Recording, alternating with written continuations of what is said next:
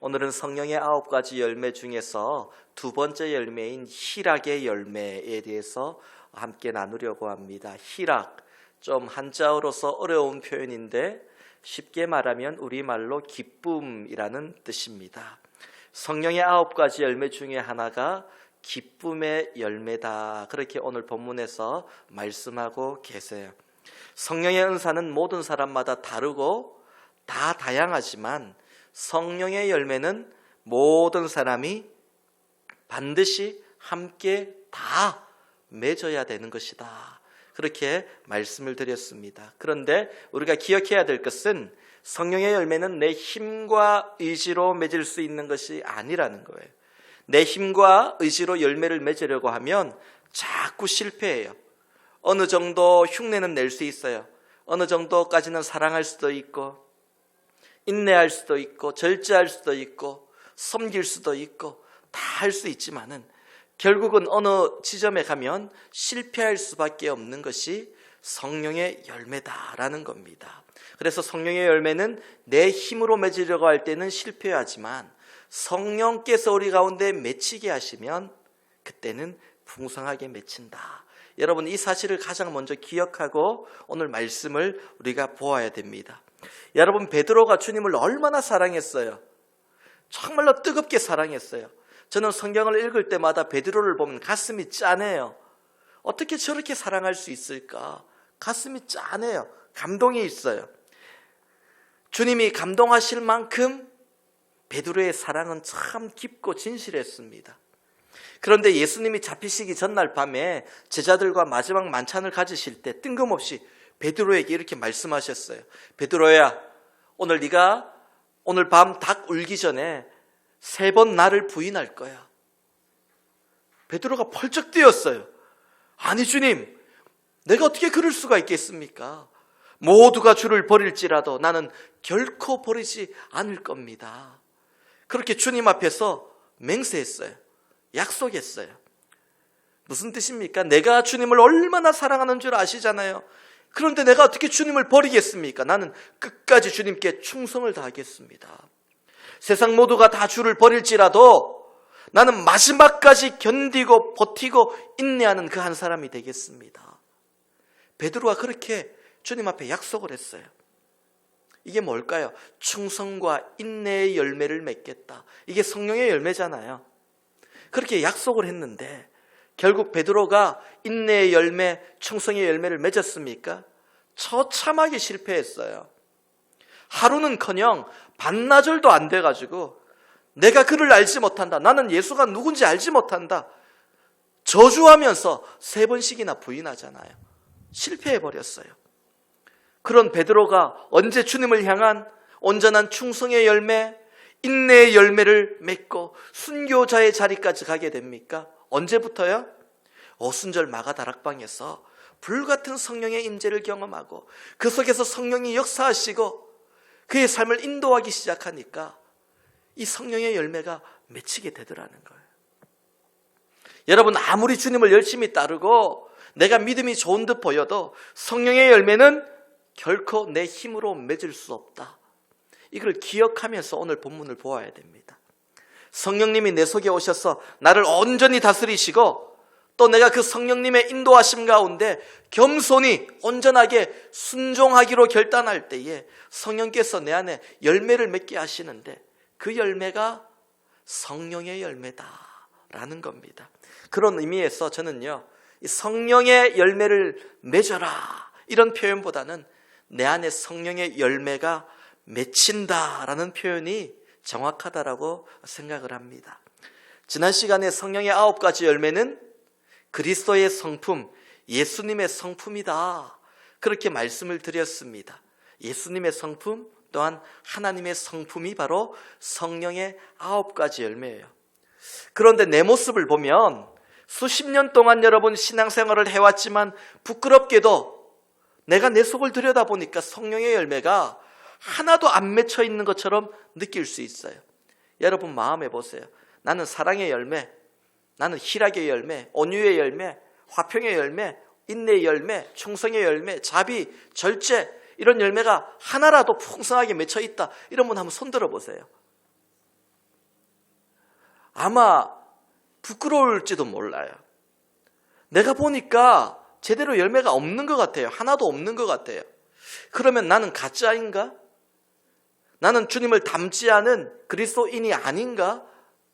이렇게 고민할 수 있지만 여러분, 그렇지 않습니다. 그 일로 낙심할 필요가 없어요. 처음부터 크고 잘 익은 열매가 맺힐 수 없는 거예요. 처음에는 열매가 맺힐 때 보면요, 언뜻 보면 열매인지 아니면 줄기인지 꽃봉울인지 구분이 잘 안 갈 정도로 너무너무 작은 거예요. 그래도 열매는 열매예요.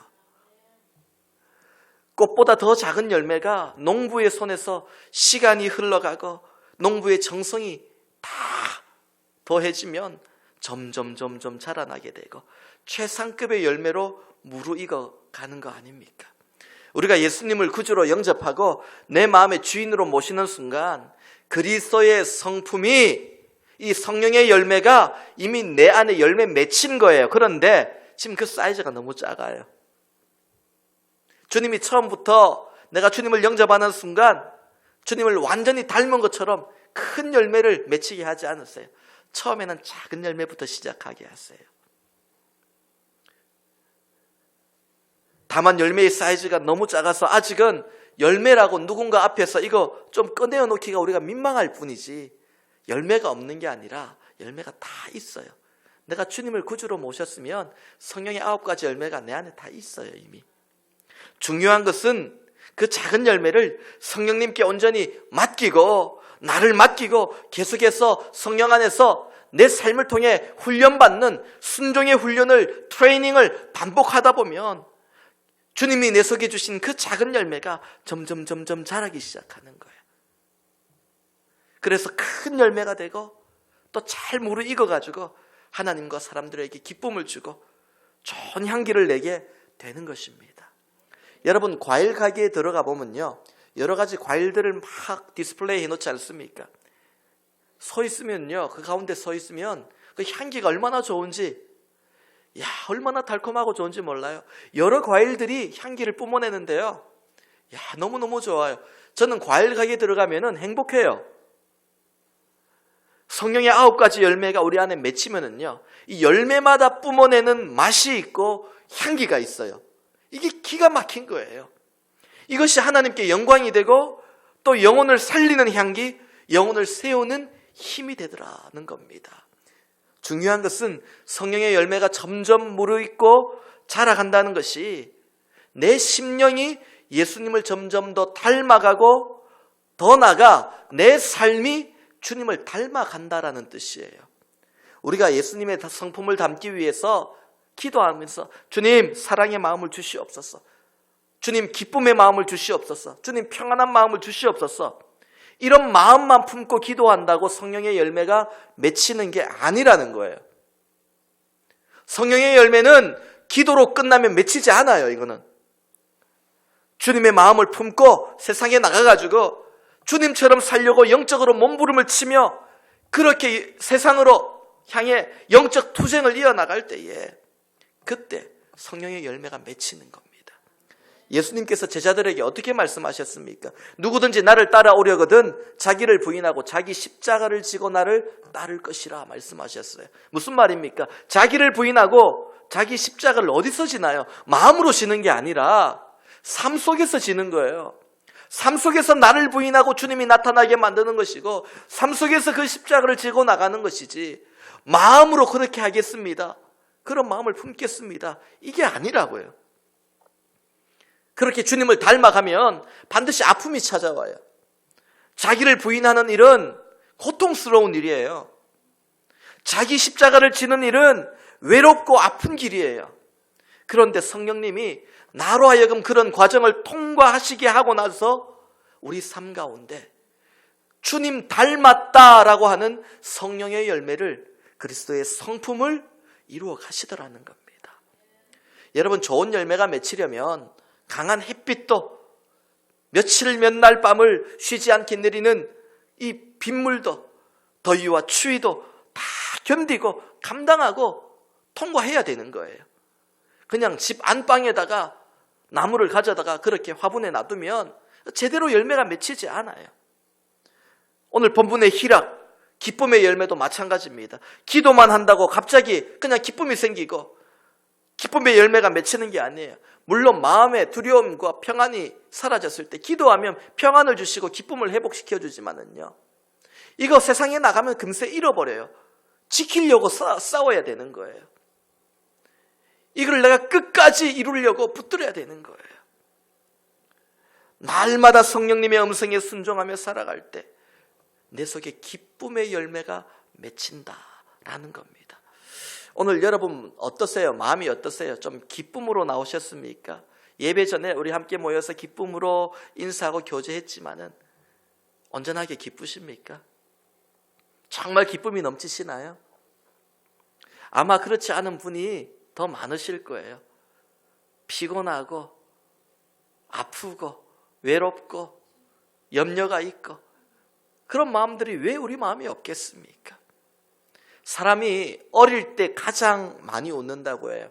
그런데 점점점 자라날수록 웃음이 사라집니다. 왜 그럴까요? 나이가 들수록 내가 져야 될 짐이, 책임감이 너무 무거워지기 때문이에요. 무언가 나를 짓누르는 게 많아지니까 웃을 힘이 없어요. 웃음이 나지 않아요.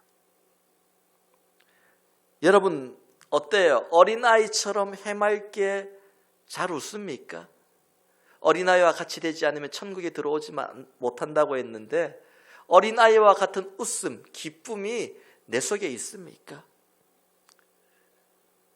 생뚱맞지만은 우리 옆 사람 한 두세 사람 한번 바라보세요.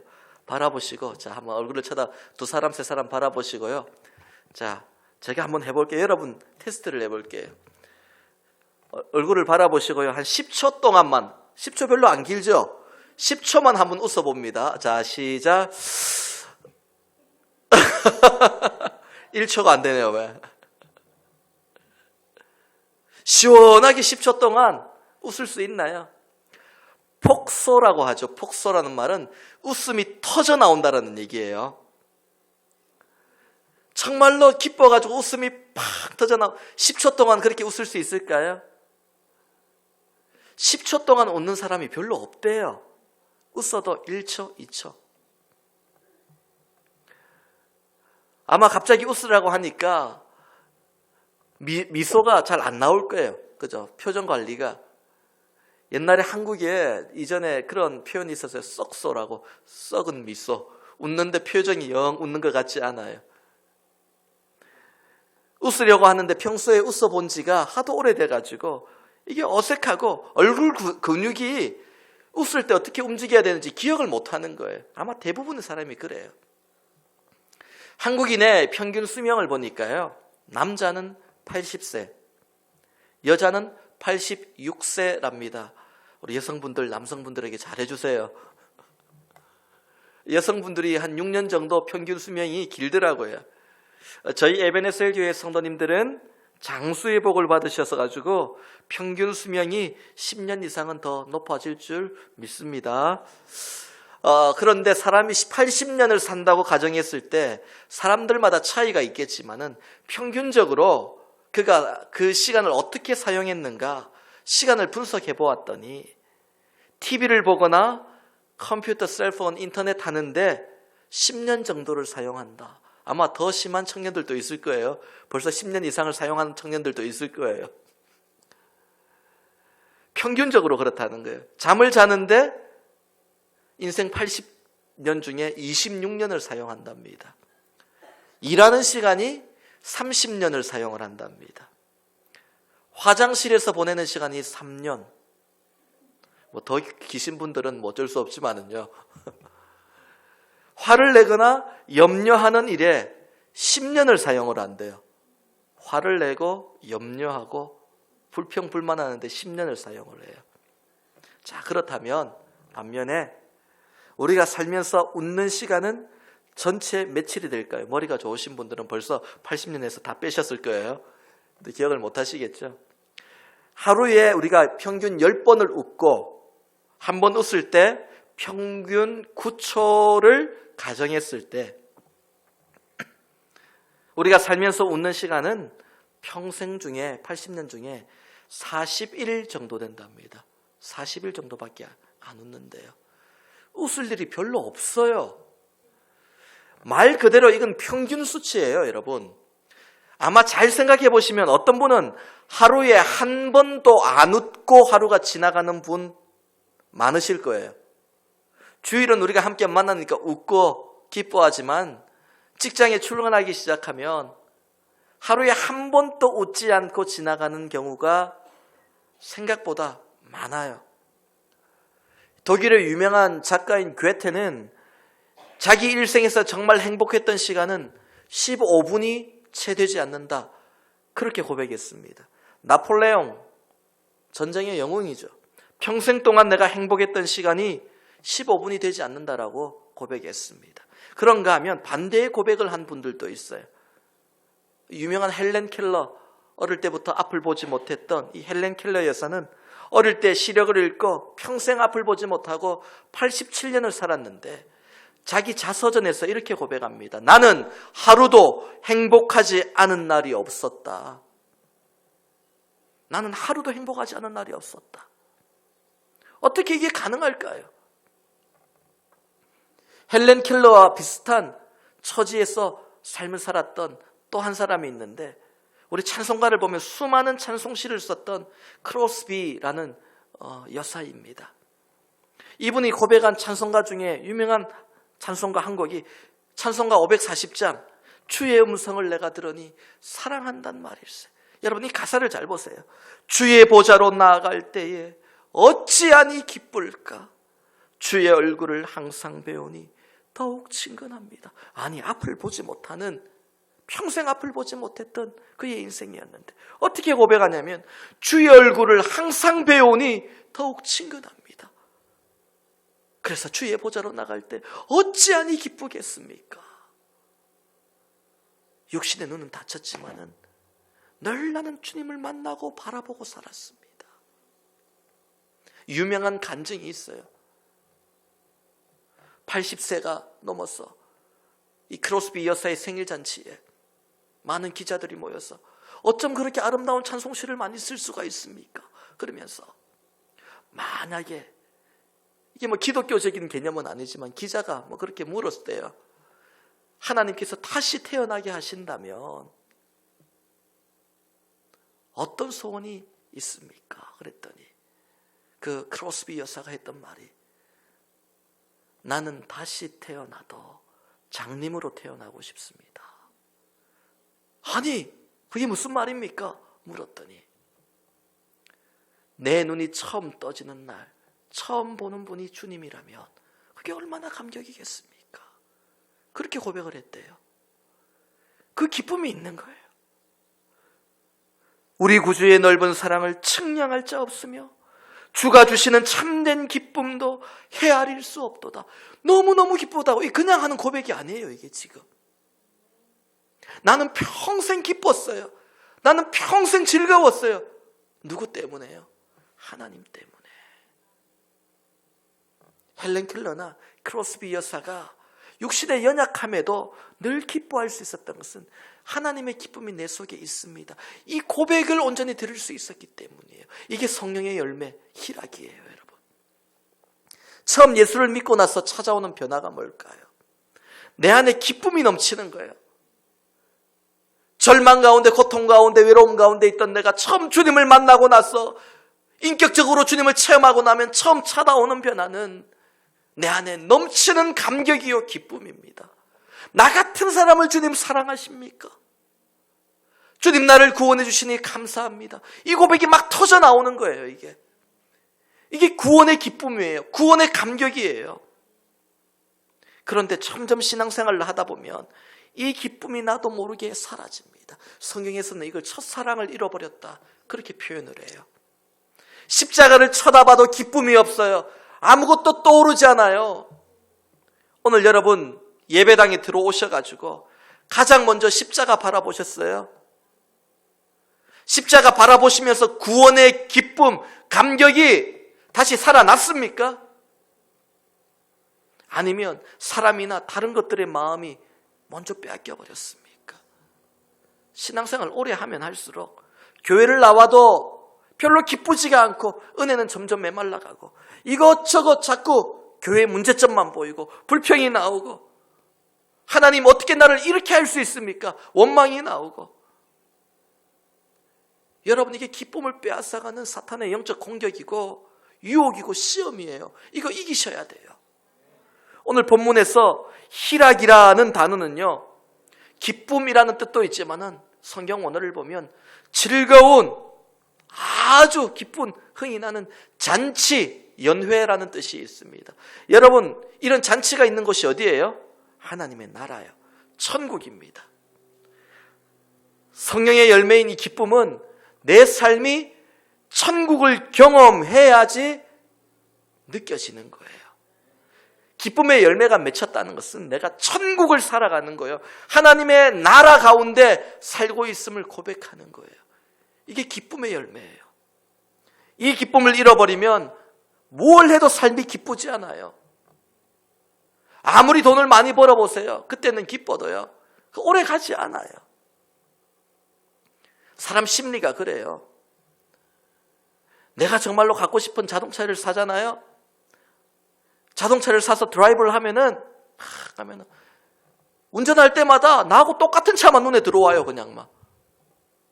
야, 여기도 나하고 똑같은 차네. 저기도 나하고 똑같은 차네. 뿌듯한 거예요. 근데 몇 달 지나고 나면요. 그 차가 눈에 안 들어와요.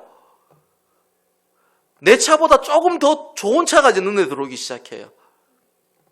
여러분 그런 경험 안 해보셨어요? 사람 심리가 그래요. 돈을 많이 벌면은 기쁨의 열매가 맺힐 것 같나요? 남들보다 인생이 잘 풀리면은 기쁨의 열매가 계속 맺힐 것 같나요? 아니요. 맺혔다가 뚝 떨어져요, 다시. 썩어질 것이라고 성경은 얘기해요. 육신에 썩어질 것이라고 바울은 얘기했어요. 구원의 기쁨이 회복돼야지 삶의 기쁨이 회복되는 겁니다.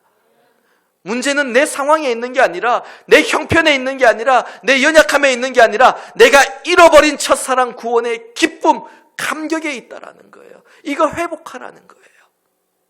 시편 51편을 보면 다윗이 밧세바를 범하고 나서 나단 선지자로부터 하나님께 경고를 받습니다. 그때 납작 엎드려 회개하며 회복을 구하며 하나님께 기도합니다. 어떻게 기도합니까? 주의 구원의 즐거움, 그 기쁨을 내게 회복시켜 주시고 구원의 기쁨을 내게 회복시켜 주시고 자원하는 심령을 주사 나를 붙들어 주옵소서. 주님, 내가 다른 곳에서 기쁨을 찾으려고 했습니다. 남의 아내를 빼들면서까지 거기서 기쁨을 찾으려고 했습니다. 내가 왜 이렇게 됐는지 곰곰이 생각해 보니까 구원의 기쁨을 잃어버렸기 때문입니다. 주님 주시는 그 구원의 기쁨을 다시 회복시켜 주세요. 바울은 그렇게 기도했어요. 다윗은 그렇게 기도했어요. 여러분, 이미 우리 안에 구원의 기쁨, 그 기쁨의 열매가 있어요. 그런데 이걸 다시 회복해야 되는 거예요. 성령의 열매가 주님의 성품이라고 했잖아요. 하나님은 그러면 언제 기뻐하실까요? 하나님의 마음, 그리스도의 마음, 그것이 성령의 열매라면은 그 기쁨의 열매는 하나님은 언제 기쁨의 열매를 맺으실까요? 성경을 보니까 세상을 창조하시고 여섯째 날 아담과 하와를 만드신 후에 보시기에 심히 좋았더라. 이거는 그냥 하는 말이 아니라요. 감탄을 하면서 무릎을 탁 치면서 정말로 웃음이 터져 나오면서 기뻐서 심히 좋았더라. 하나님이 기뻐하셨다는 거예요. 또 하나님이 언제 기뻐하실까요? 성경을 보니까 예수님께서 탕자의 비유를 통해서 보여주시잖아요. 집 나간 아들이 아버지 품으로 돌아올 때 아버지가 기뻐요. 막 덩실덩실 춤을 추는 거예요. 스바냐 3장 17절 말씀을 보면 구원과 회복을 허락하시면서 약속하시며 하나님께서 이렇게 말씀하세요. 그가 너로 말미암아 기쁨을 이기지 못하시며 너를 잠잠히 사랑하시며 너로 말미암아 즐거이 부르며 기뻐하시리라. 하나님이 다시 돌아온 그 자녀를 바라보시면서 기쁨을 이기지 못한대요. 오늘 하나님의 자녀된 여러분을 바라보면서 하나님의 기쁨을 이기지 못하신대요. 너무 기쁘면은 막 웃음을 참을 수가 없잖아요. 입을 다물어도 푹 터져 나오잖아요. 기쁨을 감추지 못하고 이기지 못하시고, 또 어떻게 말씀하시나요? 너로 말미암아 즐거이 부르며 기뻐하시리라. 성경 원어를 보면 하나님이 크게 노래를 부르신대요. 너무 기뻐가지고 흥얼흥얼 크게 노래를 부르신대요. 오늘 여러분을 보면서 하나님께서 기뻐하시고 그 기쁨을 감추지 못하시고, 우리만 하나님을 노래하고 찬양하는 게 아니라 하나님이 먼저 우리를 바라보면서 기뻐서 막 노래를 부르시는 거예요. 결론적으로 그리스도의 성품, 하나님의 성품인 기쁨은 언제 맺힙니까? 하나님은 언제 그 기쁨을 맺으셨습니까? 성품으로 당신의 자녀로 인해서. 성경을 보면 하나님은 다른 것 때문에 기뻐했다는 말씀이 하나도 없어요. 하나님의 기쁨은 오로지 당신의 자녀를 통해서만 느끼시는 감정이에요. 기쁨이라는 것이요, 우리가 하나님의 성품을 닮아가는 것이 아니라 그 하나님의 마음을 가져와서 같이 기뻐하는 거예요. 서로 기쁘면은요, 하나가 되면 이 사람이 기쁜 일이 있으면 같이 기뻐하잖아요. 성령의 열매를 맺는 것이 하나님의 마음을, 그리스도의 성품을 계속 어떻게 카피하고 닮아갈까, 이것이 아니라 그 마음을 그대로 내 마음으로 가져와가지고 쉐어하는 거예요. 공유하는 거예요. 이거 똑같은 마음을 품는 거예요. 그래서 하나님은 우리로 인해서 기뻐하시고 우리는 하나님으로 인해서 기뻐하는 것, 이게 성령의 열매 희락입니다. 여러분, 우리가 이 주님이 주신 기쁨을 언제 잃어버립니까? 야고보서 1장 2절 말씀을 보니까 내 형제들아 너희가 여러 가지 시험을 당하거든 온전히 기쁘게 여기라 그랬어요. 그 말은 여러 가지 시험을 당하면 기쁨을 잃어버리게 된다라는 뜻이에요. 마음의 시험, 육신의 연약함, 삶이 잘 안 풀릴 때는 기쁨이 사라져요. 불평이 나와요. 원망이 나옵니다. 그런데 그 기쁨을 온전히 지켜야 된다. 그렇게 야고보서 기자는 얘기를 합니다. 어떻게 기쁨을 지킬까요? 그러면 힘든데, 불평이 있는데 어떻게 온전히 기뻐합니까? 항상 기뻐하라, 쉬지 말고 기도하라, 범사에 감사하라. 하나님, 이게 말이나 됩니까? 그런 사람이 어디 있습니까? 그럴 수 있지만은요, 그럼 내 믿음의 결단을 얘기하는 거예요. 여러분, 기쁨은요 성령이 주시는 것이지만은 성령께서 우리 안에 결단을 요구하실 때 믿음의 순종으로 결단해야 되는데, 내가 내 입술로 무엇을 고백할지를 하나님 앞에 결단하고 고백하고 선택해야 됩니다. 그때 성령께서 진짜 기쁨을 회복시켜 주시는 거예요.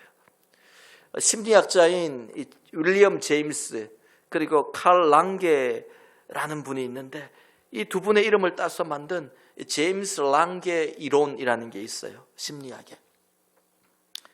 그 이론에 의하면 사람은 울기 때문에 슬퍼지고, 도망가기 때문에 무서워지고, 웃기 때문에 행복해진다. 우리는 반대로 생각하잖아요. 슬퍼서 울고 무서워서 도망가고 행복해서 웃는데, 그런데 그 심리를 자세히 보니까 그거는 처음이고, 그 후로부터는 울기 때문에 슬퍼지고 도망가면서 무서워하는 것이고 웃기 때문에 행복해진다. 그렇게 그 심리를 분석을 해놓았더라고요. 계속 웃다 보면 마음이 점점 풀리고 기쁨이 회복되는데, 자꾸 울다 보면 마음이 묶이기 시작하고 기쁨이 사라지잖아요. 웃을 때 나오는 호르몬이 있다고 하죠. 베타 엔돌핀이라고 하는데, 베타 엔돌핀이 분비되면서 마음의 병이 치료된대요.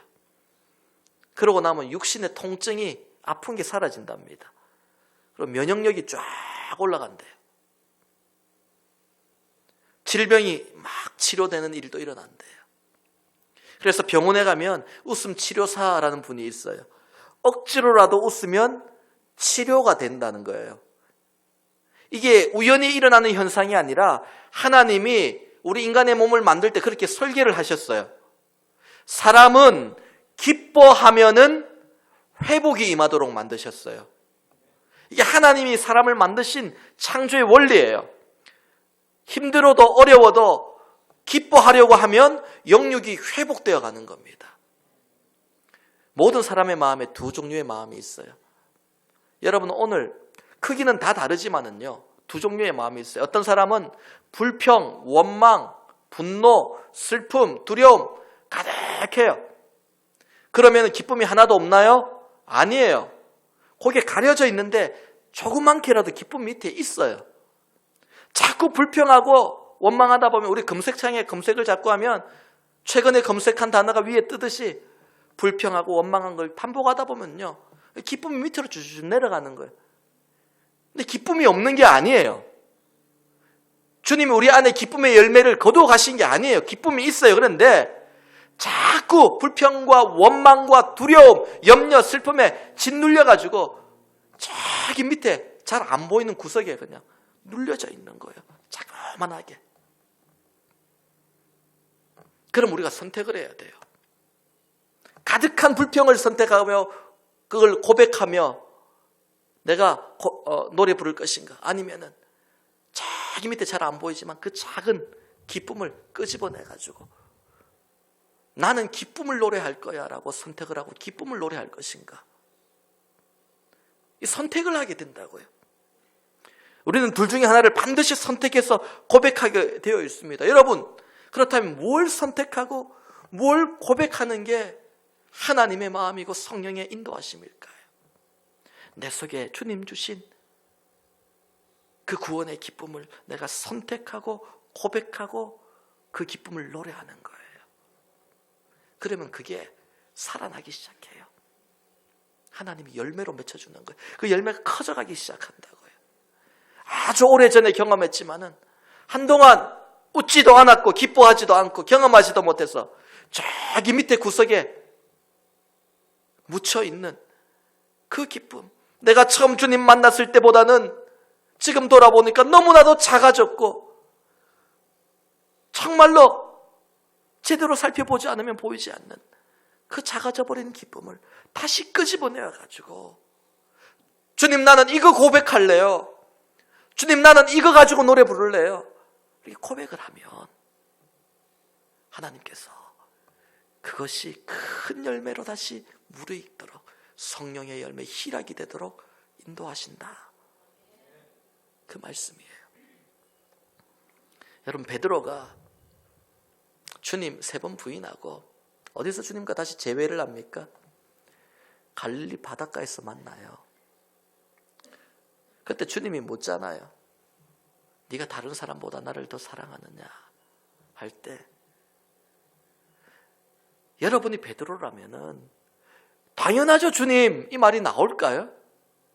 미안해서 그 말 나오겠어요? 부끄러워서 그 말 나오겠어요? 자기가 저지른 죄가 있는데 아마 보통 그럴 것 같아요. 저 같았으면은 네가 나를 사랑하느냐 그러면은 사랑한다고 생각했는데 저는 아직도 한참 멀었네요. 이렇게 고백할 것 같아요. 그게 더 겸손해 보이잖아요. 아마 베드로의 마음에는 그런 미안함과 용서를 구하고 싶은 마음들, 자기 연약함을 고백하고 싶은 그런 욕구가 많았을 거예요. 그럼에도 불구하고 베드로는 저기 밑에 있는 주님 사랑했던 그 작아진 마음, 그걸 다시 끄집어냈어요. 그리고 고백합니다. 내가 주님 사랑하는지 주님이 아십니다. 고백을 했어요. 주님이 어떻게 하셨나요? 내가 네 마음을 아는데 사랑은 요만큼이고 의심하고 두려워하고 나를 버렸던 그 마음은 이만큼이지 않느냐? 야단치지 않으세요. 주님이 원하시는 대답은 그 작아진 사랑을 다시 꺼집어내어서 주님 앞에 진실되게 고백하는 것, 그 대답을 기다리셨다고요. 주님이 기뻐하시지 않습니까? 그래서 그에게 내 양을 먹이라, 내 양을 치라, 맡기는 거예요. 오늘 말씀을 맺습니다. 여러분, 믿음은 다른 거 아니에요. 내가 정말로 그럴듯하게 사는 게 믿음이 아니라 오늘 내 안에 원망이 더 크고 불평이 더 크고 낙심이 더 크고 두려움이 더 크지만 그래도 어떻게든 다시 믿음의 것을 잡아서 찾아내어 끄집어내어서 주님 앞에 고백하고 나가는 게 믿음이에요. 이게 그렇게 고백하면 성령의 열매가 맺히고 주님을 닮아가게 되더라는 겁니다. 절망 속에서 소망의 노래는 이렇게 터져 나오는 것이요, 슬픔 속에서 기쁨의 노래는 그렇게 시작되고 터져 나오는 겁니다. 느헤미야 8장 10절 말씀을 보니까 여호와로 인하여 기뻐하는 것이 너희의 힘이니라 그랬어요. 마음에 근심이 있어도 염려가 있어도 그럼에도 여호와로 인하여 나는 기뻐하겠습니다. 이 고백을 선택하는 것이 너희의 힘이라고 그랬어요. 사랑하는 성도 여러분, 또 한 주간 세상으로 나갈 때 기쁨을 선택하세요. 내 안에 그 구원의 기쁨을 선택하시고 이걸 고백하세요. 그리고 다음 주에 나왔을 때는 조금 더 그 열매가 커지고 자라고 무르익어 있는 그런 믿음의 간증이 서로 이루어지기를 축복합니다. 기뻐하는 자에게 주시는 하나님의 힘과 능력을 공급받아서 한 주간도 넉넉히 이기며 승리하는 우리 모두가 될 수 있기를 주님의 이름으로 축원합니다.